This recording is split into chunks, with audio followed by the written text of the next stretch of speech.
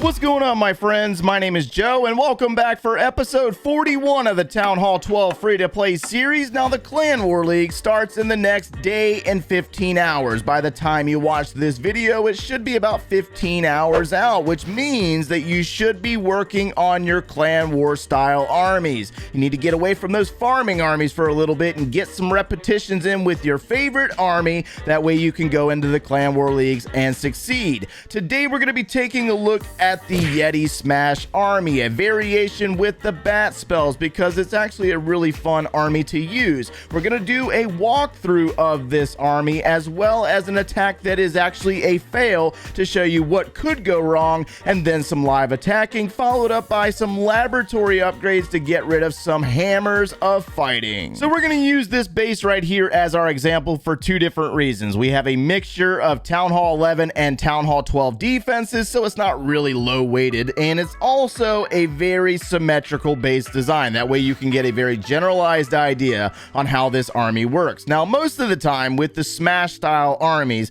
you need to do a lot of Warden walking, and this is why I have not used this army until now, because my Grand Warden is now level 35. You need to make sure that he is a high level to do any Grand Warden walking, because he's got to have that damage per second to eliminate buildings fast enough to set that funnel for your Yetis or your P.E.K.K.A.s, regardless of whatever army you're trying to use. So this is what it's going to look like. Basically, we're going to use a couple of sneaky goblins to clear out some, kind of trash buildings in the collectors. Only one per collector. They will eliminate those very easily. And then we're going to work into the Warden walk. Now, when it comes to that Warden walk and selecting where you're placing him, you really got to pay attention to the defenses that you're going into. One, you got to make sure that you do not lose your Grand Warden or use his ability prior to placing the Yetis on the map. We'll show you more examples of that as we move on. But as you can see on this village, we have a pair of cannons,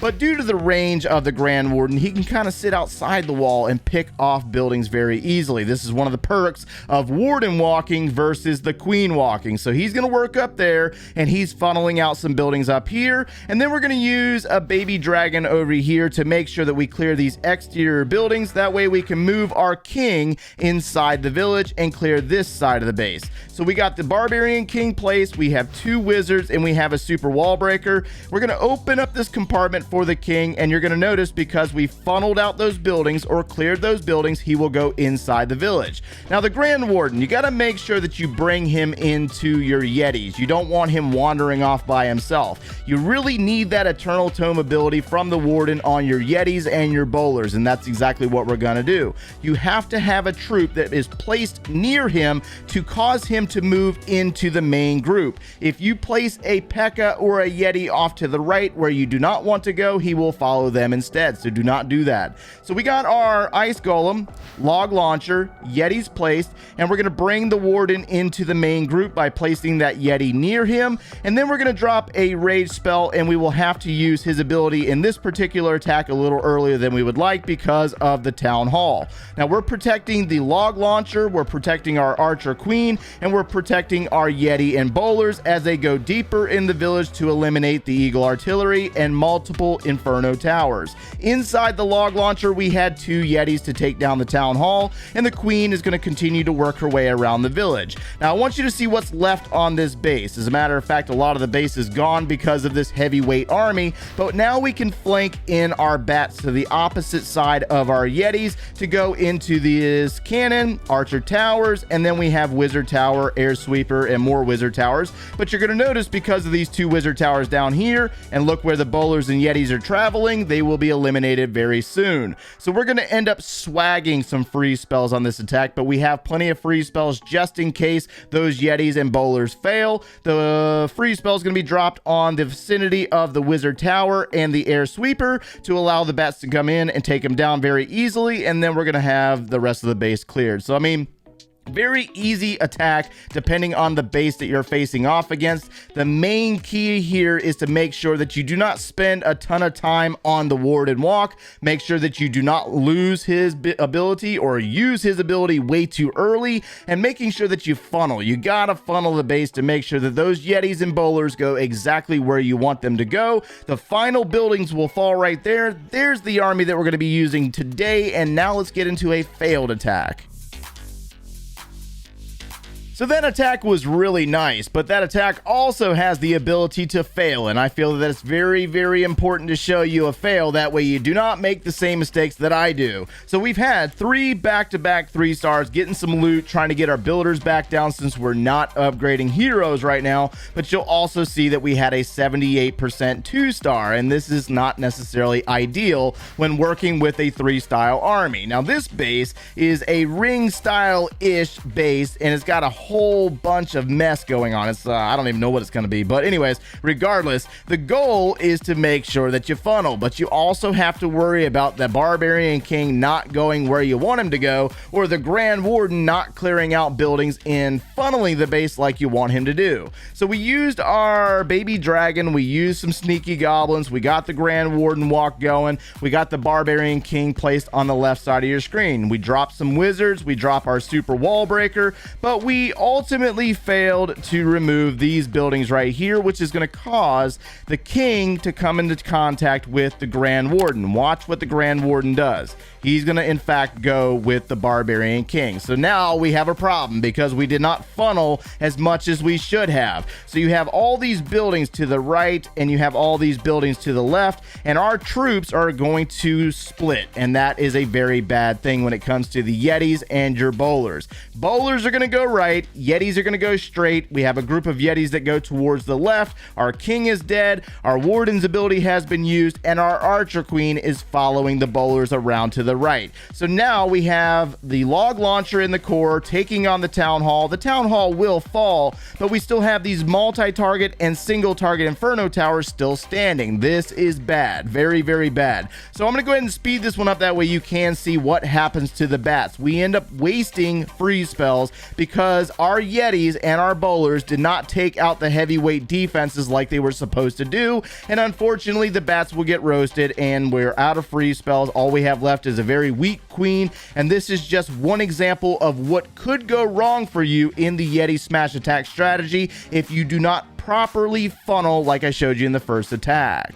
So before we go out and do a live attack, we need to get into our laboratory because it is currently idle. Now, I promised you guys that I would let you know what I used my hammers of fighting on, and I literally just spent them a moment ago. So we went ahead and upgraded our ice golem to level 5 with one hammer, and we upgraded the headhunter to level 2 with the other hammer. That will be 2 different weeks apiece removed. That's outstanding. A lot of days taken off with just a swing of a hammer. I love it. Now, we did gain a book of spells from the most recent clan games, and we're going to go ahead and use that right now. And since we're using the freeze spell a lot right now, especially with this army, we're going to go ahead and upgrade our freeze spell to level 7. That will be 11 million elixir, but it's also an 11-day upgrade and 12 hours. So a lot of time spent waiting on that. So let's go ahead and upgrade that using a book of spells, and we're going to use all of our elixir with that upgrade. But the perk of the Clan War Leagues and the fact that I do not put my heroes down for upgrade during the Clan War Leagues, we can spend all of our Dark Elixir right now.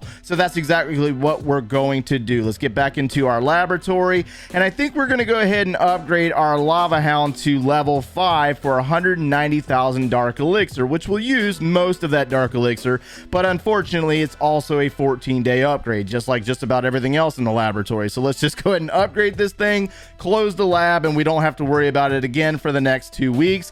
Now let's go find an attack. So one thing that I did not mention in the walkthrough of this army is that this army that you see on the screen is not set in stone. You can always alter the army to fit your needs. An example of this would be using the headhunter, maybe if you need to take out a hero that is in line with your Warden walk. Now we're going to do this attack live, and I want you to kind of see some of the things that we're targeting here. You'll notice that we dropped our Warden walk on the far right side of the screen, and the goal here is to go after this Eagle Artillery artillery, and if he's strong enough, he should be able to take it down. Now, every single base that you come into contact with is going to be drastically different, so the attack itself might be slightly different each time you do it. So we're going to go ahead and place our king right here. Let's place a few sneaky goblins to help with the clearance of these resource collectors, and let's drop a super wall breaker to open up this compartment to send the king inside to hopefully do some funneling for us.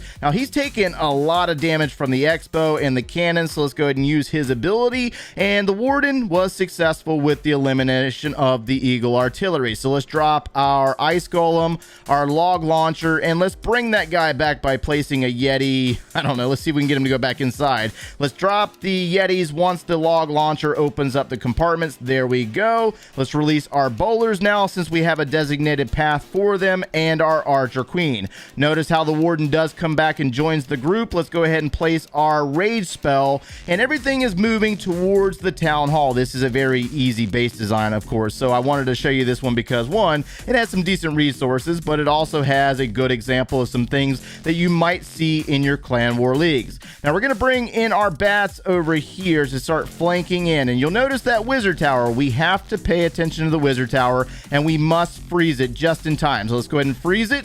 That way we can get the bats in there to take it down. They're going to go after the Expo instead. Let's go ahead and freeze it again. That way we can eliminate it, and you got to pay attention to that. If you got bats moving through, you got to make sure that you freeze the wizard tower and protect those bats every single time. I'm actually quite impressed that I was able to talk to you and drop that freeze spell like I did just there, because I just noticed that wizard tower. Got a little bit lucky there, but we were able to be successful with it. Now, this was just one example of many examples that we could do in the future, but if you enjoy this army, let me know down in the comments below, and we will continue to use it on different base designs to provide you with more examples of how to use it. If you don't understand what's going on, also make sure you drop a comment down below, and I will do my best to try to help you understand what's happening in the attack strategy. If you enjoyed today's content, make sure to leave a like on the video, subscribe if you have not done so already, and if you like watching us quite regularly, turn on those notifications. If you need any additional video support, or you would like to see the very beginning of the Town Hall 12 free-to-play series or the Town Hall 11 free-to-play series, click one of those links over there, and we will see you in the next one, guys. Take care.